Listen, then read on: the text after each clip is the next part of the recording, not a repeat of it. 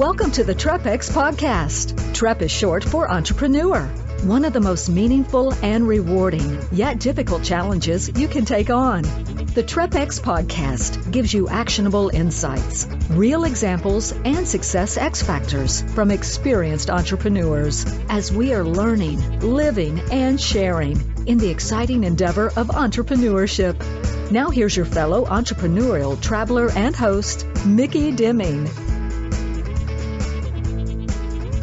Hello, welcome to the TREPX podcast. This is Micky Deming, and today the TREPX podcast is an incredible episode. They all are, but this one I'm really excited about. TREPX is all about entrepreneurs. It's in our DNA. It's in our name. TREP, it's short for entrepreneur.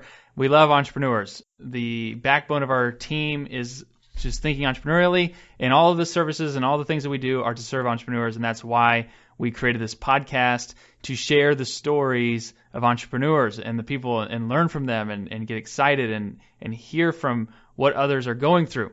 So today is another incredible example of that, and it'll even add another layer because the guest for today's episode is Alex Charfen, and he is an expert and has really committed everything he's doing to understanding how entrepreneurs think. And so it's an interesting topic. A lot of times we talk about how to help entrepreneurs with this or that or different services, different ideas, different strategies. This is a dive into the psychology of how an entrepreneur is wired, how they think, how they process information, how they may feel in certain environments. And Alex has a lot to share in this. And I know from experience, we've been to his event. He is very passionate about this, and his knowledge of this subject, it's there because anyone who ever hears him speak is blown away because they feel like he is like reading their diary to them or something. Like he understands so well how entrepreneurs are wired. So if you're an entrepreneur, you will definitely want to hear this. Some of the key things that we dive into are how to maintain momentum, that the entrepreneurial personality type, which is what he talks about, is really a personality type that is wired for progress, for momentum, and that when we are able to continue with momentum, that we thrive and we feel alive in that. The other thing we talked about was how to relieve pressure and noise. We live in a very noisy world right now, and for entrepreneurs, that can be stifling. That can, prevent us from getting momentum. So we go all over the place. Alex you'll be blown away by the energy that comes through this in this interview, and I think you'll want to take notes because you will feel like, wow, I've never heard someone talk about entrepreneurship that way. So I'm going to stop talking and let you listen to what Alex had to say. Definitely check him out and learn more. You'll want to after this, and you can find his website at charfen.com, CHARFEN, charfen.com, and you can see this episode and the show notes at trepxgroup.com. Very excited to share this interview with you. I hope you enjoy it. So please listen and enjoy Alex Charfen. Hello, Alex Charfen. Welcome to the TREPX podcast. How are you doing today? I'm well. Thanks for having me. I really appreciate you letting me be here. Yes, I am thrilled to have you. I was just sharing off the air how listening to you on the Mike Dillard podcast was a huge eye-opener for us as a business. And then we had part of our team just went down to your new place to check it out. So how's that coming together? Is it starting to be made whole? Mickey, it's the craziest thing in the world. Every time I share the story of our office with somebody, I get like little goosebumps because Katie and I started talking about this probably 12 years ago. And so to finally have built it and to have had a couple successful classes here, it feels like something it's one of those things that was a dream that was so impossible that it's unreal what's going on. That's so cool. Yeah, I know those guys had a blast down there, and it seemed like just an awesome energy. And it really fits in. I mean, you're talking about what we're going to talk about today, just to let everybody in. We're going to talk about the entrepreneurial personality type and how we as entrepreneurs think. And that's a big topic. And I want to get into all aspects of that. But I guess to start, you're living in that yourself, and you've been there. This current business you're working in was the product of you wrestling with that. So I guess to start out, can you just share what your current project is, how you got there, and how it came to be? Yeah, absolutely. So The basis for our content today is a framework called the entrepreneurial personality type. And, Mickey, you can look at it as a body of content. We look at it as a discovery because our team and now thousands of entrepreneurs that we've shared this with, and thousands of creatives and talented people and entrepreneurial personality types that may not have a business, have all confirmed for us. They see this content and they don't say, oh, I think this kind of applies. They don't say, gosh, that kind of feels like me. They say things like, I've never heard anyone describe how I've felt my whole life. Or they say, that's just the truth. And when you get that type of response so consistently from people in all different levels of career, all different age groups, and really all different demographics, that they confirm they have this personality type, for us, it feels like we've discovered that there's this subpopulation. Yeah. That's great. How did you uncover it? Like you probably couldn't dig it out of your own head. Like, was it more from interacting with other people? How did you start to piece this together? So, I've thought about that a lot because it's been such a crazy a journey to the realization. And I think that for me, the how did you figure it out starts when I was really young. I was the kid who was, distracted in class. I was a behavioral problem. I was developmentally disabled. I was developmentally disabled, retarded, failure to thrive.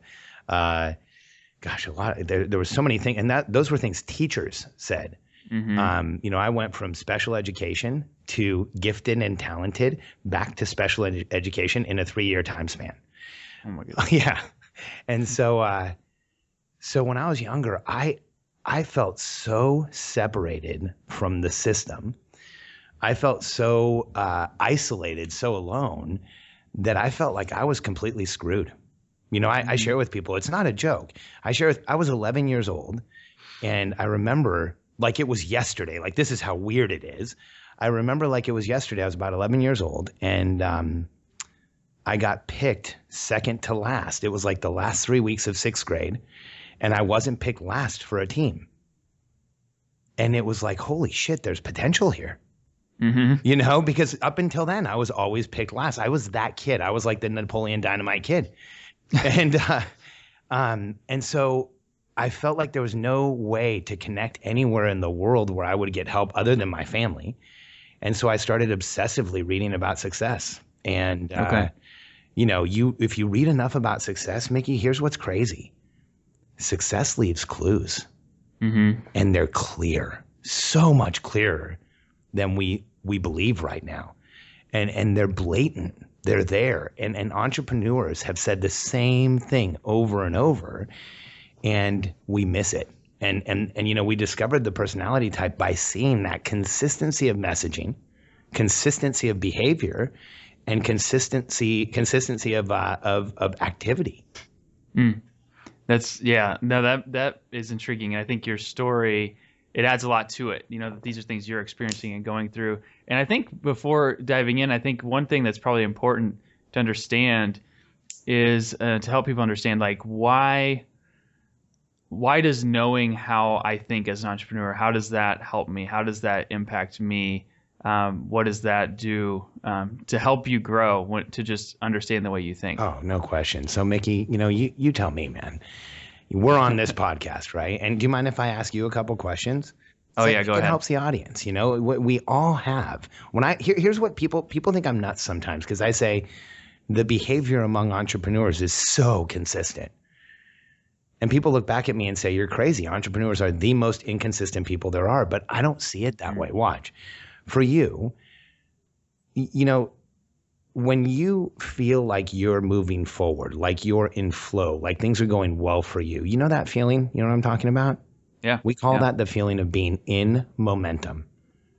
Does that word momentum have a physical effect on you? Oh, yeah, absolutely. That's on my notes as one of the things I want to talk about. So, yeah, but that's why? what I gravitate why? towards. Why do you feel it, right? When I say momentum, you feel it. Right. It actually feels like, hey, we're quiet, something important's happening. Right. And it's like, go ahead. You want that feeling of that today I'm beyond where I was yesterday. It's that feeling of contrast. It's that feeling of moving forward. It's that feeling of knowing that we're achieving and that we're making progress. And you know what's funny? When I ask people, what does that feel like? One of the things that they say, you can confirm this, they say alive. So here's the translation. For us to feel like we're moving or like we're alive, we have to be going forward. Would you say that's fair? Oh yeah, absolutely. Okay, so here's why I think it's so important for us to understand who we are. We are physiologically sensitive, momentum-based beings who are highly, highly sensitive to constraint. And we feel momentum. And if we're ever in a place where we feel constraint and the lack of momentum, that will drive us more than anything in our world. And most of society's systems, most of the systems in the world, don't not only help people like us, they hurt us.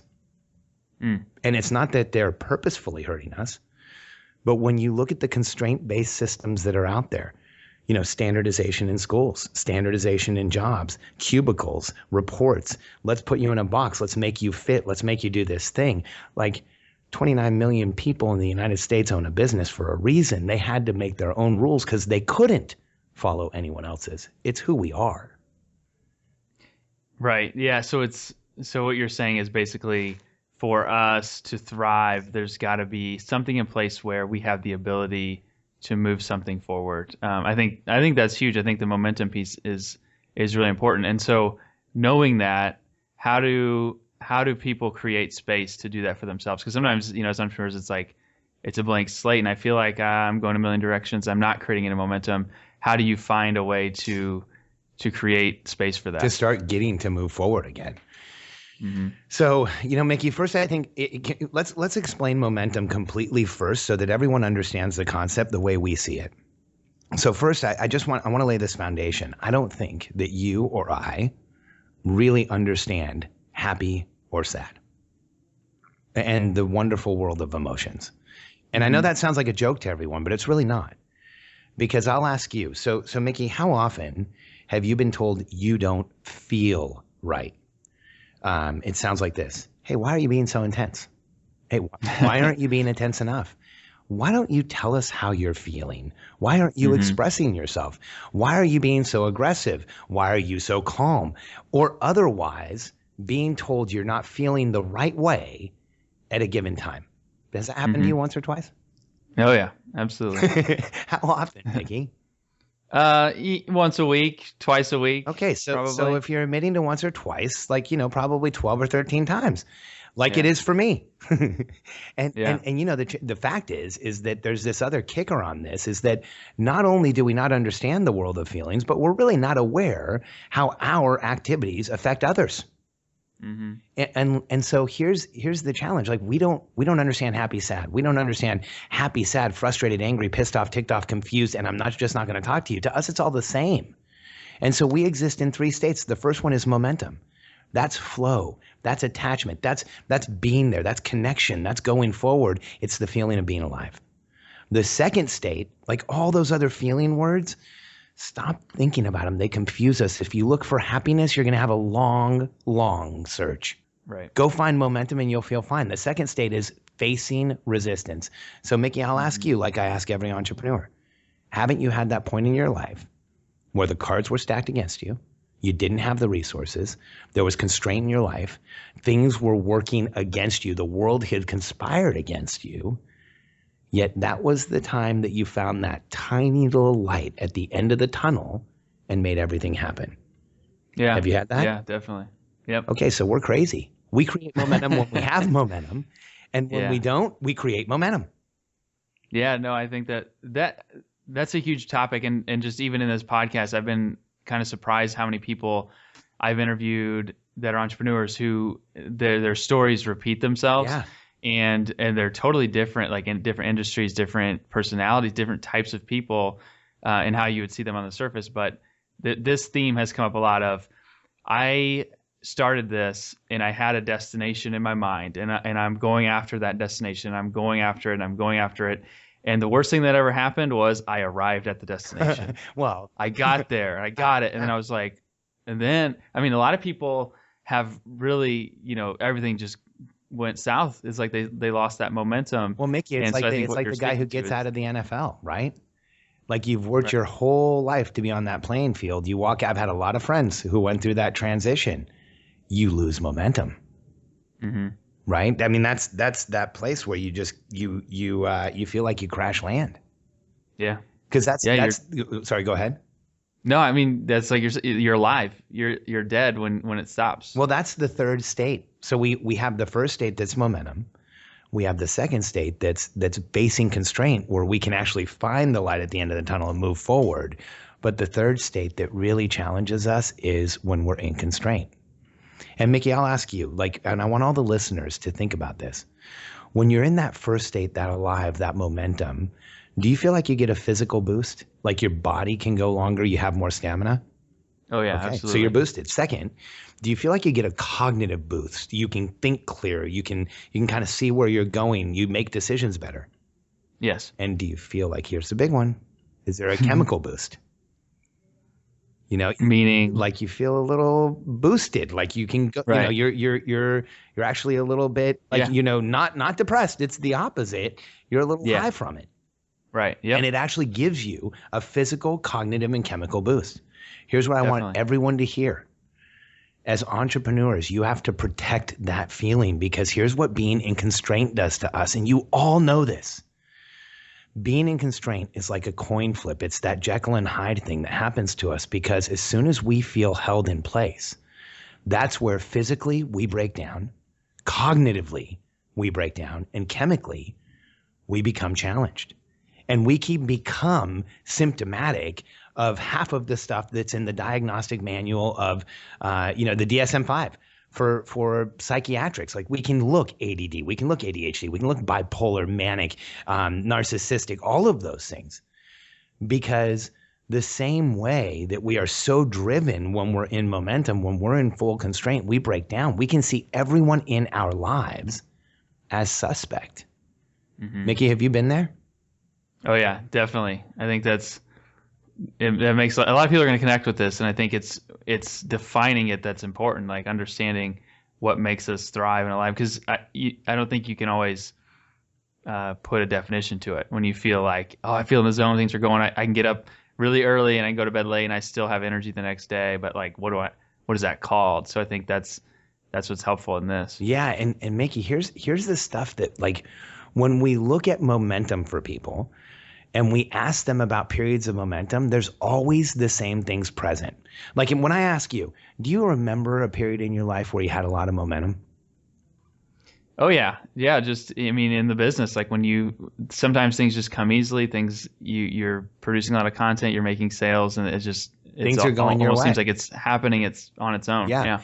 And here's what I know about periods of momentum. Like there's things that you need to have present. Number one, what is that compelling outcome? What's the thing you're trying to do? What is the number you're chasing, the goal you're driving towards? What is making you excited to get up every day? The second thing that has to be present is, where's the scoreboard? What's giving you perspective? It's funny when people say, Alex, I had this period in my life where I experienced momentum. There wasn't a scoreboard. What was it? Well, I was going through the seminary. Well, the scoreboard was how many books you read, Right. the semester, the grades. There's always a scoreboard for momentum. Now, here's the big one that most people don't realize. Compelling outcome, scoreboard, and contribution, which means there's mutual contribution to the people around you.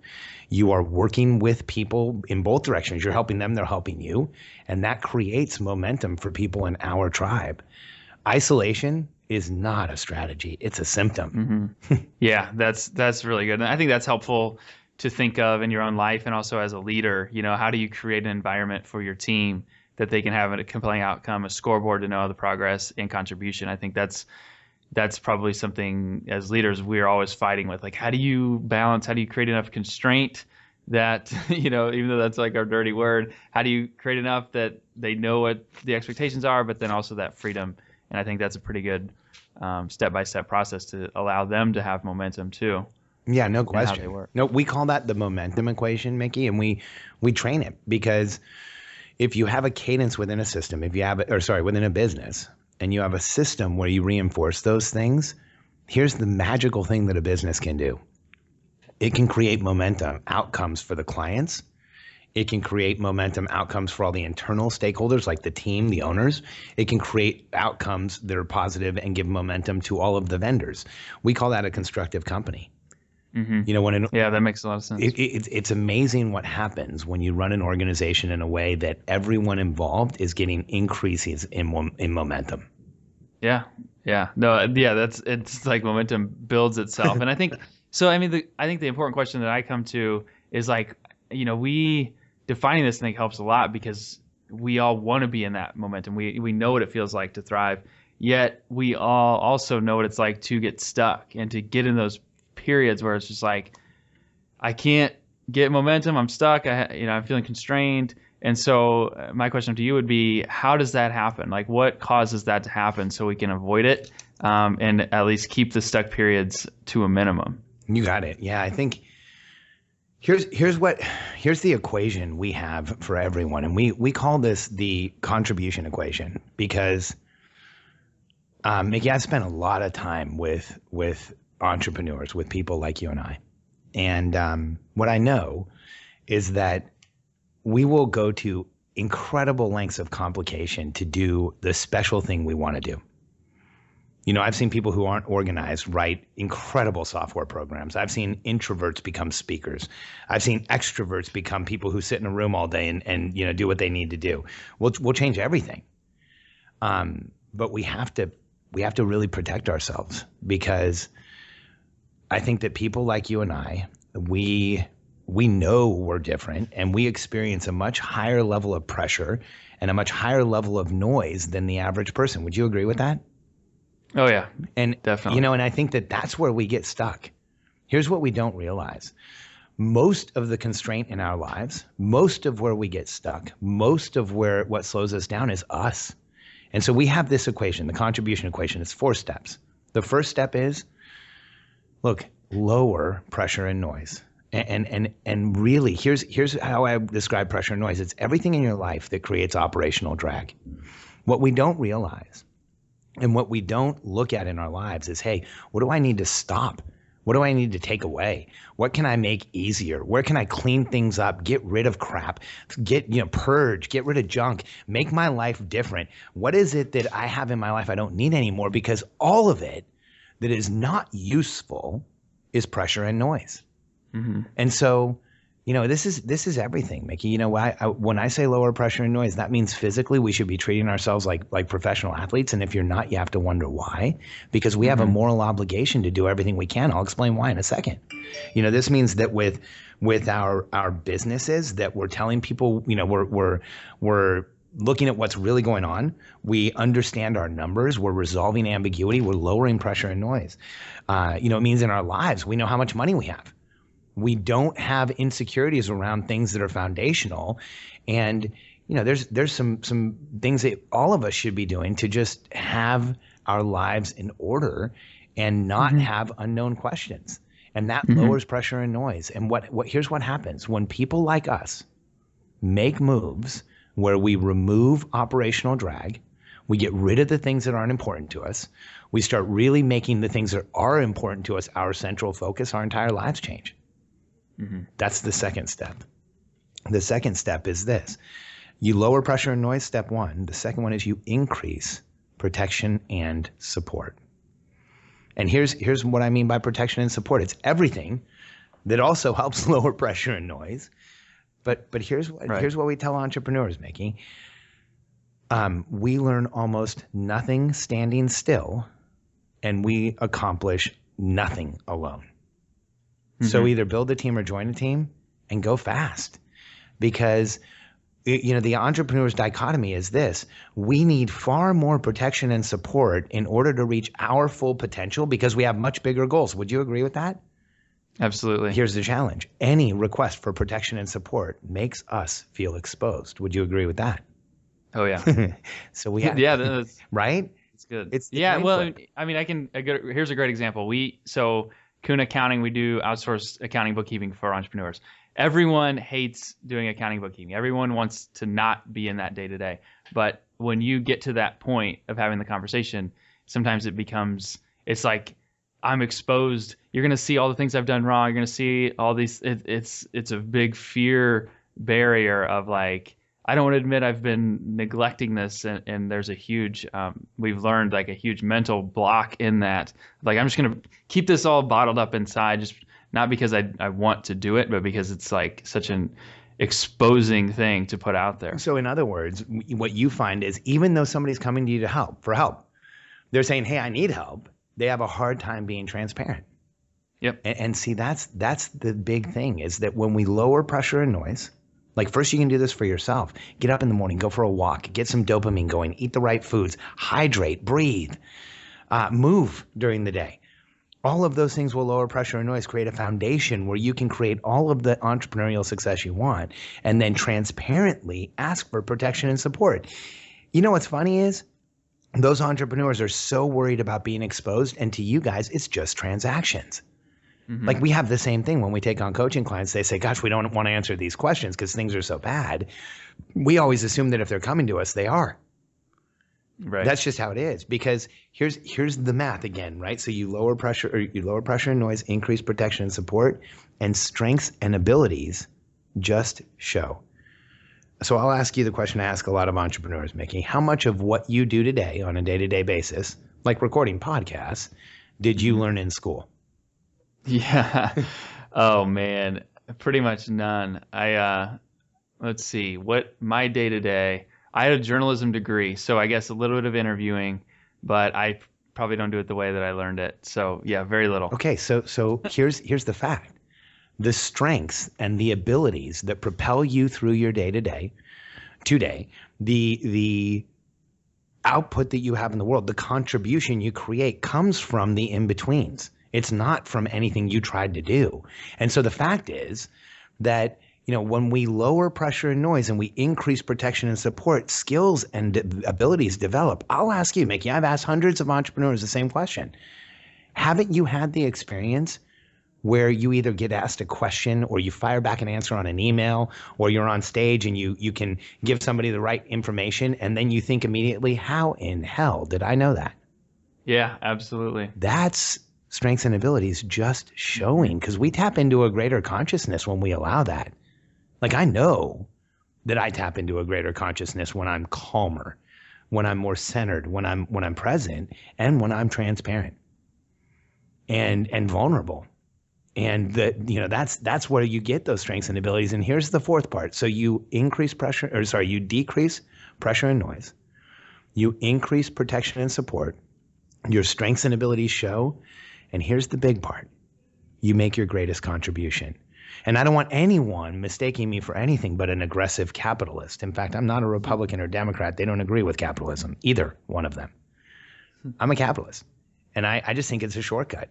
Capital flows to contribution. Unless you get governments involved, then capital flows to Halliburton. But the fact is, in an entrepreneurial world that I live in, it's the only one I know, capital flows to the greatest contribution. The person who's making the biggest impact makes the most money. And so for me, this contribution equation of lowering pressure and noise, increasing protection and support, allowing your strengths and abilities to show so you can make your greatest contribution is the shortest path to all the affluence and influence anyone wants to have in the world.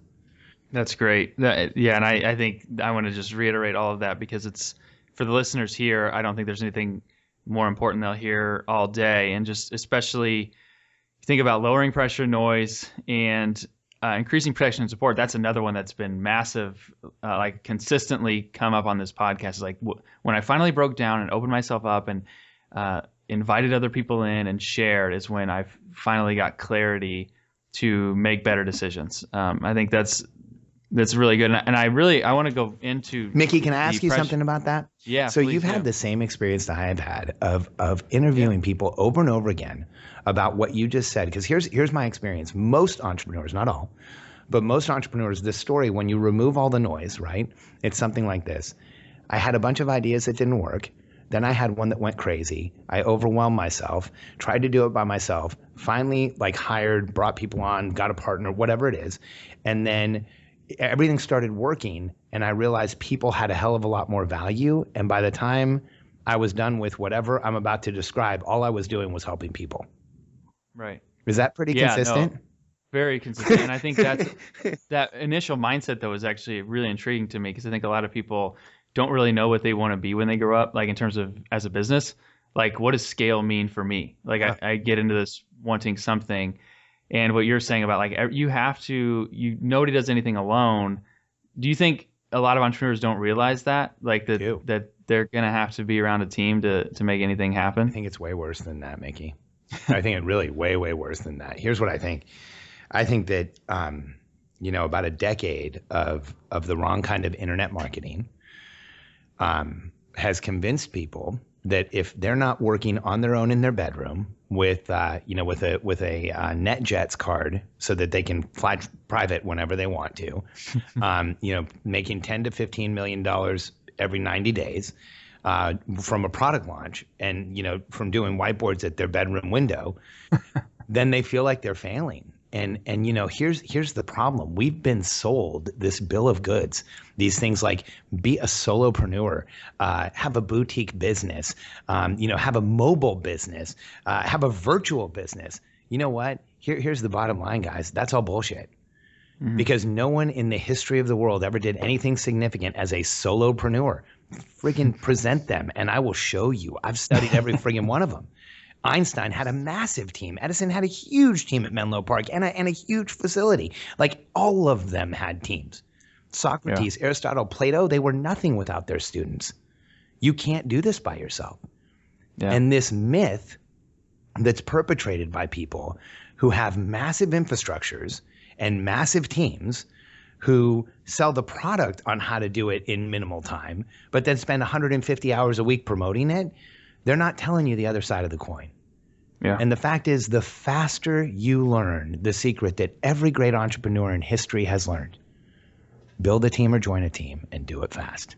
That's great. That's I love that. I was like, that's drop the mic right now. That's no, I think it's great, and I think our team's grown a lot recently, and it's been fun. It's just like a fun atmosphere, fun environment to have. There's new challenges in that, but everything you're talking about, like, that's to be an entrepreneur is to take ideas and scale them with a team and have other people be able to share them, and it's incredibly rewarding. And I know you talk about who that. You are.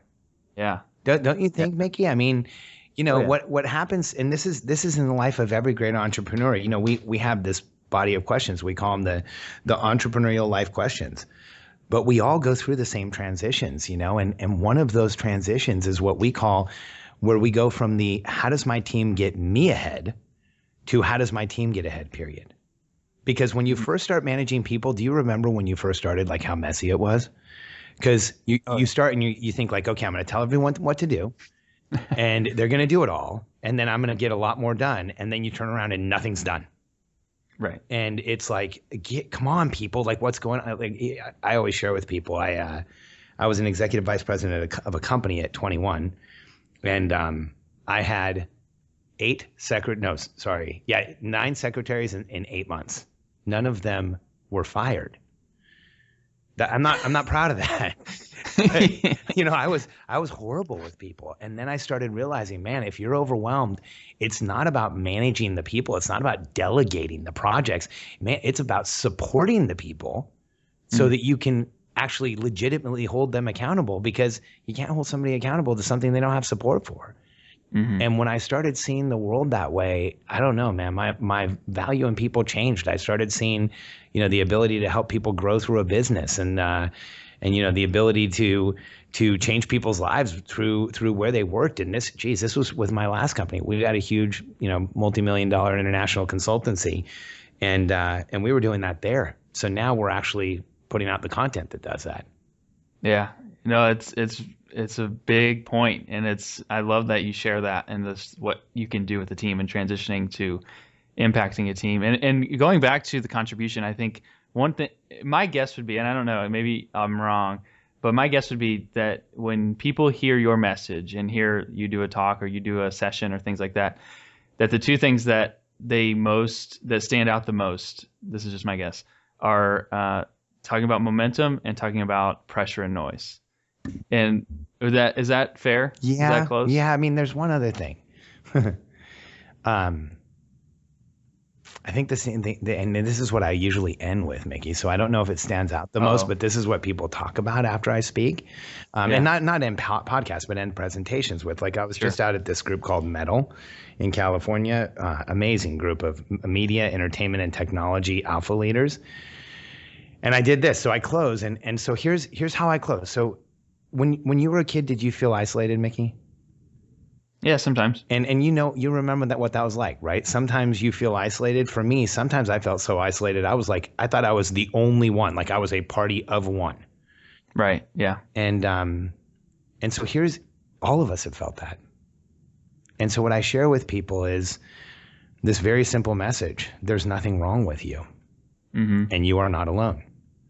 And I know that sounds weird. There's nothing wrong with you and you are not alone. But I think that the rest of the world, my belief is the rest of the world does everything they can to convince people like you and I that there is something wrong with us, that we think the wrong way, that we're symptomatic, that we go too fast, that we need to stop, sit down, slow down, not change things, and that there is something wrong with us. And what I share with everyone is this, that if you've felt isolated, and you felt alone, and you felt like you didn't have a club and you had nowhere to belong, that in and of itself, along with the desire to contribute, make a change, and move the world forward, confirms that you're part of the most important club in history. It's not that you have nowhere to belong. You belong in the most important club, the entrepreneurial personality type. Because from the beginning of time, from the first person who got up and said, let's go over that hill, to the next person that explored and built and created commerce and made stores and buildings and products and started making the world, every single person who moved it forward was like us. And it doesn't matter who it was for you, who called out from history. I've shared some today. Einstein, Socrates, Plato, Newton. Who was it for you that let you know you weren't alone? Because when I was a kid, I went looking for success because I was so broken, and I found myself. Einstein didn't read until he was 4. Could never tie his shoes. Gates had trouble in school just like I did. Steve Jobs struggled through school so much he only audited classes. He didn't want to be in them. I found myself. The world has been created by the people who are different and isolated and stand alone, because anything else is just average, and no one averaged ever changed anything. So for anyone who's ever felt alone, understand you have a tribe, and all you have to do is reach out and let another entrepreneur know what you need, and you'll have it, because we support each other. If we all collectively lower pressure and noise and offer each other protection and support, there is no limit to our strengths and abilities and the contribution we can make.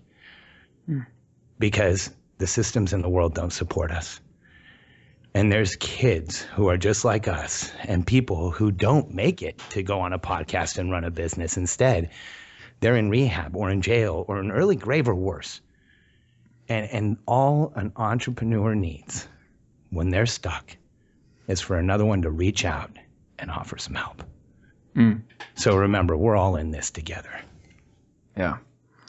That's great. I appreciate just the way you share that, and just the passion you have behind it. I think, and you're right, and it comes from a place that is real, and that people are going to connect with that. And this has been really good. I think this will be one. I have tons of notes here to take away. And I think as we start to wrap up, I think because, and this is probably the nature of it when you speak, is that people probably need to get away for a bit and just process it and think about it. Yeah. But I also think, there's such an important, the momentum conversation is so important. And I think there's probably a lot of people listening that feel stuck. And so I'm wondering if there's anything, and it's not going to be a quick fix, but if there's anything you have as we start to wrap up that is like, what's a step that someone can take, or what's something someone can do to start to build momentum, get things moving in the right direction?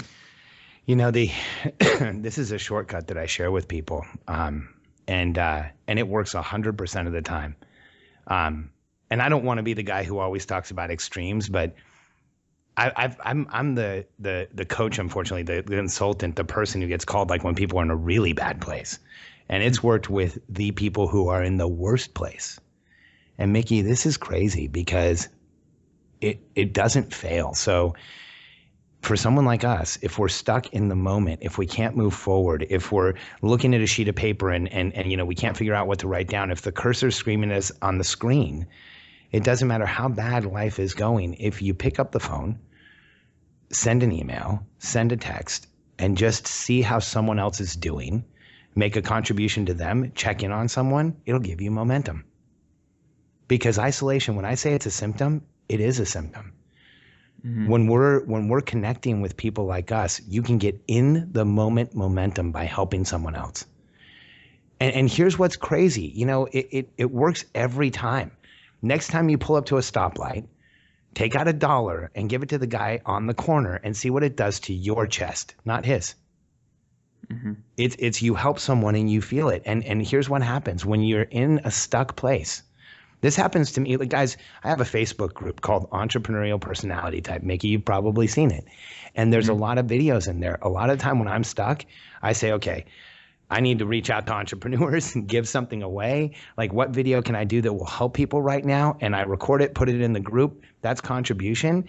And I always feel momentum from that. And within 15 or 20 minutes, somebody says, hey, thank you. And it makes me feel even better. Like, when we turn the focus to others and help, we move forward. It's just hard to make that connection. That's great. I love it. That's perfect. In the moment momentum. That's perfect. There's no excuse to not take action, move something forward right now. So this has been awesome, Alex. I can't thank you enough. Where can everybody find all this good stuff to learn more of all your sharing? Well, Mickey, anybody who wants to should join our Facebook group. It's open right now. We're going to grow it to 5,000 people, and then we're going to figure out what we're doing with it. We're right around 3,000 now, but that's in under a year with no advertising. And it's Entrepreneurial Personality Type on Facebook, or go to We Are EPT, so WeAreEPT.com. And then also you can just go to our website, charfen.com. It's CHAR, F as in Frank, EN. And our blog's there. There's more information on the personality type. And you can see our events here in Austin, which we'd love to have you come and hang out. Yeah, awesome. Well, thanks so much, Alex. This has been a pleasure. And lots to think about after this one. So thank you very, very much. My pleasure, Mickey. Thank you for listening to the TREPX podcast. For more episodes, interviews, and business growth tools, please visit trepxgroup.com.